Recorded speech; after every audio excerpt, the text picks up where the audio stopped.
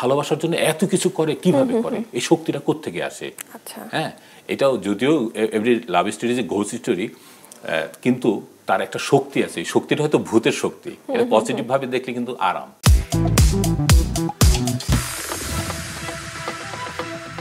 দর্শক, সময় হয়েছে আড্ডাবাজির। আজ আমাদের স্টুডিওতে এসেছেন একজন বহুমুখী প্রতিভার অধিকারী মানুষ, তিনি মোস্তফা মনন। তিনি গল্প, কবিতা, প্রবন্ধ, উপন্যাস নিজে তো লেখেনি, সমালোচক হিসেবেও তিনি দুর্দান্ত। উল্লেখ করার মতো বেশ কিছু নাটক লিখেছেন, সেই সাথে নাট্য পরিচালক হিসেবেও নিয়মিত কাজ করেছেন।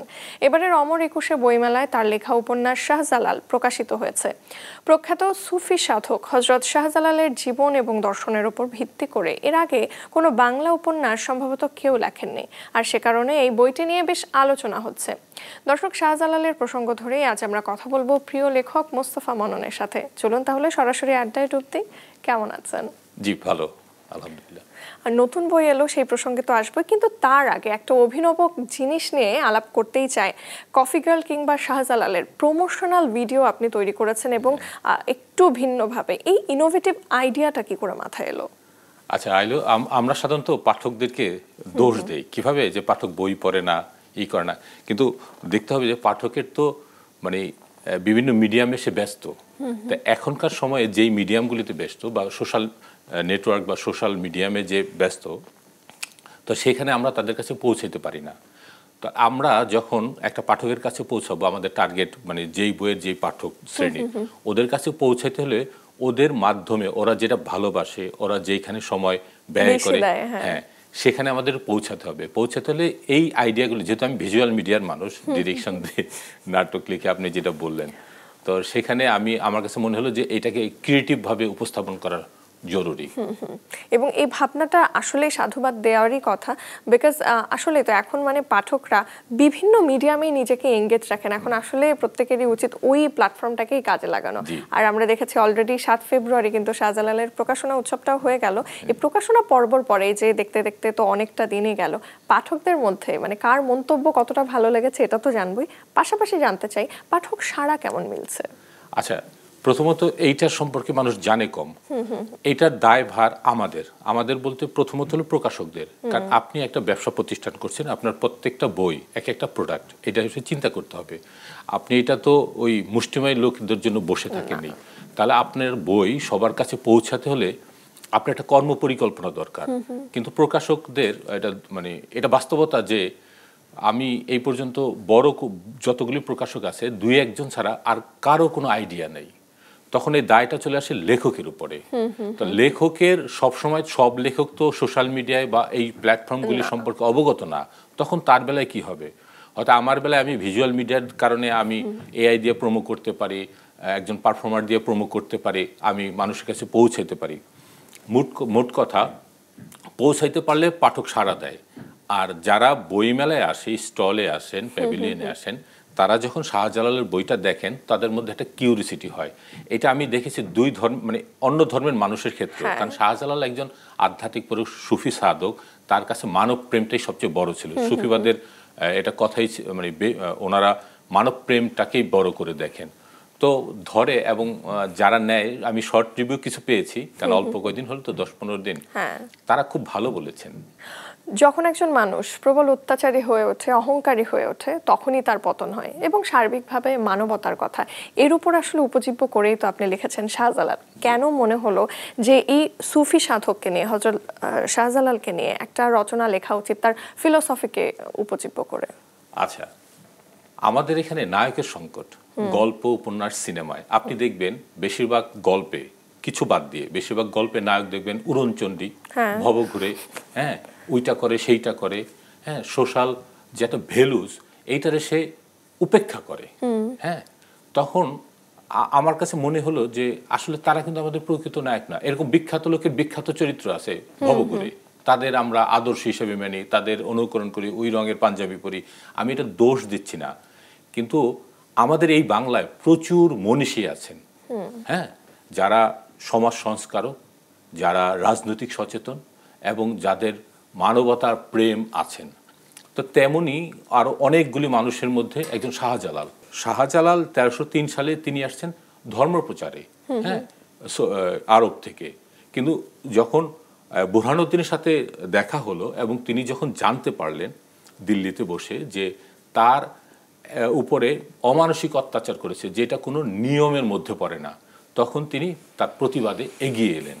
এটাই একজন মানুষের চরিত্র। আমি শাহজালালকে যতটা না আধ্যাত্মিক পুরুষ হিসেবে দেখতে চেয়েছি, তার চেয়ে বেশি দেখিয়েছি যে সে একজন রাজনৈতিক সচেতন ব্যক্তি এবং তিনি একজন সমাজ সংস্কারক এবং অন্যায়কারীর বিপক্ষে দাঁড়ায়, যারা নির্যাতিত তাদের পক্ষে দাঁড়ায়। একে তো অনেক বছর আগের ঘটনা এবং তারপরে এইরকম একটা ভাস্ট প্ল্যাটফর্মে তাকে আনার একটা প্রচেষ্টা, সেই জায়গা থেকে তো আসলে গবেষণা করতে হয়েছে।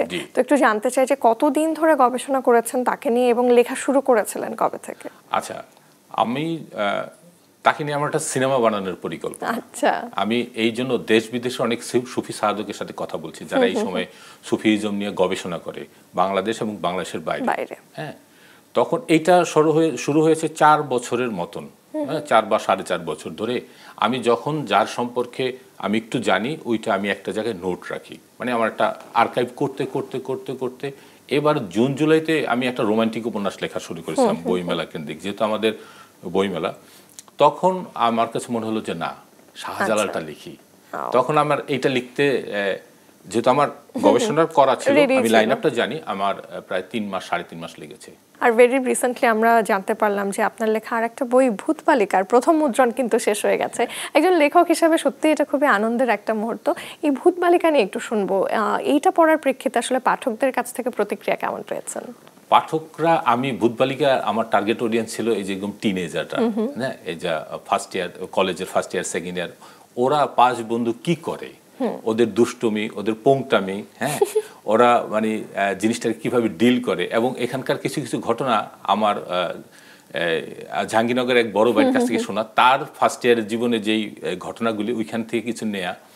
আমি তাদের সাথে কানেক্ট হওয়ার চেষ্টা করেছি, যে তাদের মনস্তত্ত্ব, হ্যাঁ, ওইটা যেহেতু নেয়ার যখন চেষ্টা করলাম, যখন ওই শ্রেণীর দর্শক পাঠক এইটা পাঠ করা শুরু করলো, তারা অনেক বেশি নিজের গল্প মনে করলো।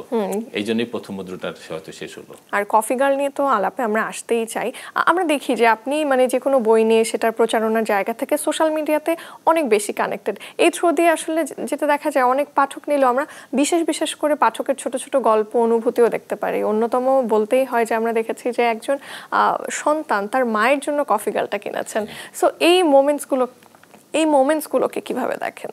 এইটা আমাকে অনেক বেশি শিহরিত করে এবং অনেক চিন্তায় ফেলে দেয়। কারণ কি, তখন যেই মানুষটা, যেই পাঠক আমার বইটা কিনছে, হ্যাঁ, তার মানে সে আমার উপরে ইনভেস্ট করলো 2 ভাবে। একটা হলো পয়সা, টাকা, আর একটা হলো সময়। সে যদি কিছু না পায়, তখন ওই দহনটা আমার। আমি তাকে প্রতারিত করতে চাই না। আর এই যে কফি গার্লের মতো একটা রোমান্টিক উপন্যাস, যে ভালোবাসার মানুষকে বা বোনকে দেয়, সে তার মাকে দিল, এই মুহূর্তটা আমার কাছে অসাধারণ লেগেছে। আমি অনেকক্ষণ ওনার দিকে তাকিয়েছিলাম। আমি তখন বললাম যে ভাই, আপনার সাথে একটা ছবি তুলি। উনি বললেন জি ভাই, তোলেন। আর মাত্র 2 দিন পরে আন্তর্জাতিক মাতৃভাষা দিবস, এবং আপনি 1952 ভাষা আন্দোলনের প্রেক্ষাপটে অক্ষর বইটি লিখেছিলেন। আচ্ছা, এই বইটাকে পরবর্তীতে চিত্রনাট্যে কনভার্ট করে কোনো নাটক, সিনেমা বা এই ধরনের প্ল্যাটফর্মে কাজ করার কি কোনো প্ল্যান রয়েছে? আছে। অক্ষর হলো ভাষা আন্দোলনের ওই ইতিহাসটা, যে ইতিহাসটা আমরা সাধারণত জানি না। এবং ওই ভাষা আন্দোলন নিয়ে যারা লিখেছেন, নিজেকে নায়ক করে লিখেছেন। অ্যাকচুয়ালি সবাই সব ক্ষেত্রে নায়ক না। নায়কের ভিতরে সে একজন আবার ভিলেনও। আবার ভাষা আন্দোলনের যেই সরকার যখন ক্ষমতায় আসছে, আন্দোলনটাকে তারা তখন তাদের মতন করে প্রেজেন্ট করেছে। হ্যাঁ, আমি নির্মোহভাবে প্রায় 7 বছর টানা, হ্যাঁ, আমি ওইটা নিয়ে পড়াশোনা করেছি। করার পরে আমার প্রথম টার্গেট ছিল এটা সিনেমা করা। অনুদানের জন্য আমি জমা দিব, কিন্তু শেষ মুহূর্তে জমা দেই নাই। কারণ ওই যেই সরকার ছিল, তাদের আমাকে কিছু কারেকশন দিবে, যেটা আমি করতে চাই না। আপনি তো সাধারণত বিভিন্ন জনরার বই লিখেছেন, কখনো হরর, কখনো প্রেমের, কখনো ফিলোসফিক্যাল, কখনো আমরা যদি দেখি রাজনৈতিক পটভূমি নিয়েও আপনার লেখা বই রয়েছে। যদিও জানি যে প্রত্যেকটা জনরার প্রত্যেকটা লেখকের প্রিয়, কিন্তু তন্মধ্যে সবচেয়ে প্রিয় জনরা কোনটা আপনার? আমার রাজনৈতিক এবং সামাজিক সচেতনতা, সামাজিক জনরাটা পছন্দ। কিন্তু প্রকাশক এবং তার পুত্র দুজনেই বলছেন যে আমি যেন রোমান্টিক লিখি, কারণ রোমান্টিকের একটা পাঠক নিচ্ছে। ভূত বালিকা, কফি গার্ল আর এই যে অক্ষর, এইটা খুব কম লোকই কিনেছে। আচ্ছা, আমরা যদি একটু আগুনকাল নিয়ে জানতে চাই, যে পণ্য আগ্রাসনের উপর ভিত্তি করে আপনি লিখেছিলেন আগুনকাল, বর্তমান পরিস্থিতি তো আপনি দেখতেই পাচ্ছেন না, কিছুটা সামঞ্জস্যপূর্ণ, এই পরিস্থিতির সাথে মেলবন্ধন করে কি বলতে চান? আসলে কি আমরা না কর্পোরেট কিছু পলিসির কাছে বন্দী, আমাদেরকে প্রয়োজনটা এমনভাবে সামনে আনে যে এটা না করলে বোধহয় আমাদের জীবনযাপন পানসে হয়ে যাচ্ছে, আমি বোধহয় পিছিয়ে যাচ্ছি। আসলে না, মানুষের এই যে ওরা এই ফাঁদে আমাদেরকে ফেলছে, বিভিন্ন পণ্যের আগ্রাসনে ফেলছে, এইটা আমি মনে করি এটা পাঠ করা এবং সামাজিক এবং রাজনৈতিকভাবে প্রত্যেকটা মানুষকে সচেতন হওয়া জরুরি। এবার আবারও একটু কফি গার্লের প্রসঙ্গই আসবো, যেহেতু আমাদের লেখকের অন্যতম বেস্ট সেলার একটা বই, ওখানে একটা লাইন রয়েছে যে প্রত্যেকটা প্রেমের গল্পই হচ্ছে একটা ঘোস্ট স্টোরি। কেন ঘোস্ট স্টোরি? আসলে every love story is a ghost story. এটা আমেরিকান একটা রাইটারের খুব রিনাউন্ড জনপ্রিয় কোড, ওইটা আমি ইউজ করেছি। আমি দেখেছি প্রত্যেকটা ভালোবাসার মানুষ ভালোবাসার জন্য এত কিছু করে, কিভাবে করে, এই শক্তিটা কোত্থেকে আসে? আচ্ছা, হ্যাঁ, এটাও যদিও every love story is a ghost story, কিন্তু তার একটা শক্তি আছে। এই শক্তিটা হয়তো ভূতের শক্তি, এটা পজিটিভ ভাবে দেখলে কিন্তু আরাম এবং সুন্দর। এবার একটু ভিন্ন প্রসঙ্গে আসি, যে আমরা দেখেছি যে বেশ কিছুদিন আগে বেসরকারি একটি বিশ্ববিদ্যালয়ের সমাবর্তনে আপনি আমন্ত্রিত অতিথি হিসাবে বক্তব্য রেখেছেন, সেটা নিয়ে একটু শুনবো। আমি হলো ওই ইউনিভার্সিটির অ্যালামনাই প্রেসিডেন্ট। হ্যাঁ, তো যেহেতু অ্যালামনাই প্রেসিডেন্ট আর ওই ইউনিভার্সিটি আমি পড়েছি, তো ওই সমাবর্তনে আমাকে ডাকা হয় এবং এই কাজগুলি করি। এক্স্যাক্টলি, যেহেতু আসলে একাডেমিক জায়গা থেকে এলো, সেই প্রসঙ্গেই কিছুটা সময় থাকবো। আপনি তো ফিল্ম মেকিং নিয়ে পড়াশোনাটা করেছেন এবং অনার্স মাস্টার্স ডান করেছেন, পাশাপাশি নাটক লিখেছেন, নির্মাণ করেছেন। সেই জায়গা থেকে একটু জানতে চাই যে নিয়মিত সমালোচক হিসেবেও তো আপনি দুর্দান্ত সব লেখা লিখেছেন। আজকাল একটা বিষয় নিশ্চয়ই আপনি খেয়াল করে থাকবেন, অনেক সাধারণ দর্শকও, আমি তাদেরকে সম্মান করেই বলছি, সেই রকম পড়াশোনা বা গবেষণা না করে হুট করে তারা দেখা যাচ্ছে ক্রিটিক হয়ে যাচ্ছেন এবং একটা সিনেমা বা যে কোনো একটা কন্টেন্টকে যেন তেনভাবে ক্রিটিসাইজ করছেন।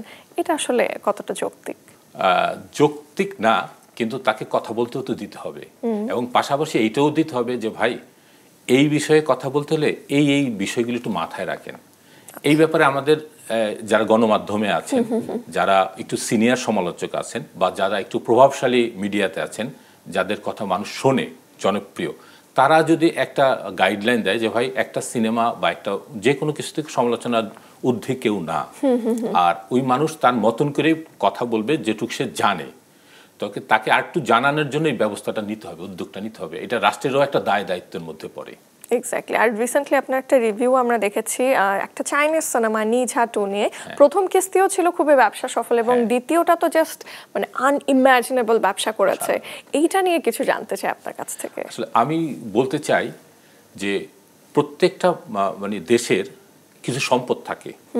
যেমন একটা জনপ্রিয় লাইন আছে, আমি কাছাকাছি লাইনগুলি বলি। একটা দেশ কতটা দরদি এটা বোঝা যায় তার ওই পল্লী সাহিত্য থেকে, আরেকটা দেশ কতটা আবেগী বোঝা যায় তার ওই গান থেকে, নিজস্ব গান থেকে। আপনি যখন আপনার গল্পটা ঠিকঠাক মতন প্রেজেন্ট করতে পারবেন, তাহলে সারা পৃথিবী আপনাকে দেখবে। আপনি যদি ইউরোপের গল্প আপনি বলতে চান, তাদের গল্প আপনি তাদের চেয়ে ভালো বলতে পারবেন না।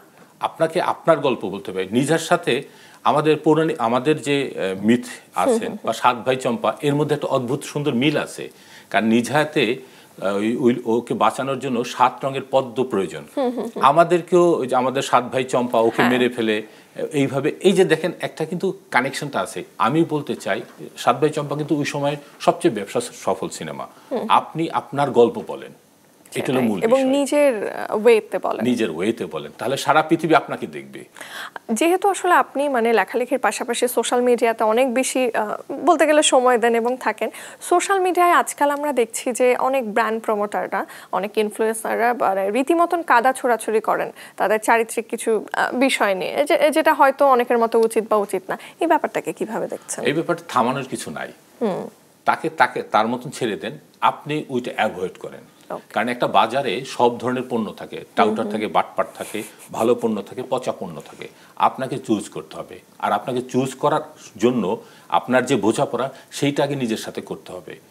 এখন আপনি না সবার দায় দায়িত্ব নিয়ে আপনি সোসাইটিকে ঠিক করতে পারবেন না।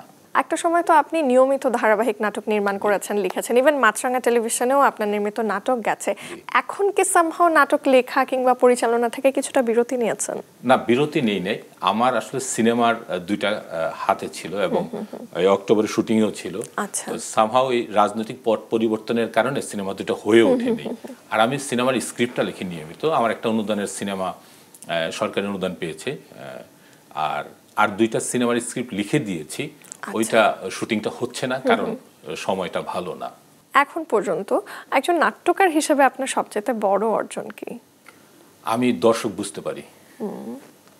দর্শকের, আমি এইটা বলবো না যে দর্শক যা চায় আমি তা দিব, খাওয়াবো, ওইটা না। আমি দর্শক বুঝতে পারি এবং দর্শককে নিজের পক্ষে আনার জন্য যে গুণাবলী বা যে ক্যাপাসিটি দরকার সেটা আমি পড়াশোনা করে এবং কাজ করে এটা অর্জন করেছি। আচ্ছা, আপনি তো বিভিন্ন সংস্থার সাথেও খুব গুরুত্বপূর্ণভাবে জড়িত থাকেন, নাট্যকার সংঘের সাথেও আপনি জড়িত, এবং কখনো কি মনে হয়েছে এই সংঘে কিছুটা সংস্কার দরকার? জি, অবশ্যই। এইটা নিয়ে আমরা কাজ করতেছি। আমি বর্তমান নাট্য সংঘের সহসভাপতি। তো আমরা যেটা করতে চাইতেছি যে আগে নিজেদের মান উন্নয়নে আমরা নিজেরা ওয়ার্কশপ করব। ধরেন আমি ওটিটির এই স্ক্রিপ্টের এই বিষয়টা জানি, আমার আরেক বন্ধু হয়তো সিরিয়ালের ওই বিষয়টা জানে, আমার আরেক বন্ধু হয়তো ওইটা জানে। তাহলে আমরা নিজেদের মান উন্নয়নে আমরা নিজের আগে ওয়ার্কশপ করছি। হ্যাঁ, এটা আমাদের সামনে একটা প্ল্যান আছে, হয়তো আগামী মাসের মধ্যে এই ওয়ার্কশপটা করবো। 7 দিন ব্যাপী হোক, 10 দিন ব্যাপী হোক, এখানে গুণীজনরা এসেও পড়াবেন, আমরা নিজেরা শিখবো। এবার আপনাকে ঝটপট কিছু প্রশ্ন করব, চটপট উত্তর দিতে হবে। আপনার প্রিয় লেখককে? শহীদুল জহির। প্রিয় লেখকের কোন বইটা বেশি প্রিয়? সেরাতে পূর্ণিমা ছিল। যে বইটি সর্বোচ্চবার পড়েছেন এবং কোন বই কতবার পড়েছেন? আমি একবারে বেশি খুব বই কম পড়েছি, কারণ আমার কাছে তো আরো অনেক বই আছে। আমি আরো আমার লাইব্রেরিতে বা আমার পার্সোনাল কালেকশনে যে বই আছে ওগুলো আমার অনেক আরো সময় লাগবে। আপনার নিজের লেখা যে বইটি নিয়ে আপনি সিনেমা বানাতে চান? কফিগাল অক্ষর। ছাত্র জীবনে আপনার সেলিব্রিটি ক্রাশ কে ছিলেন? সুবর্ণ মোস্তফা। আপনার লেখা কোন নাটকটা আপনার একটু বেশি হলেও প্রিয়? নারী, মাছরাঙা টেলিভিশনে প্রচার হয়েছে। আপনার সাথে কথা বলে খুব ভালো লাগলো এবং এই প্রত্যাশা থাকলো আরো খুব ভালো ভালো কাজ নিয়ে আমাদের মাঝে আসবেন।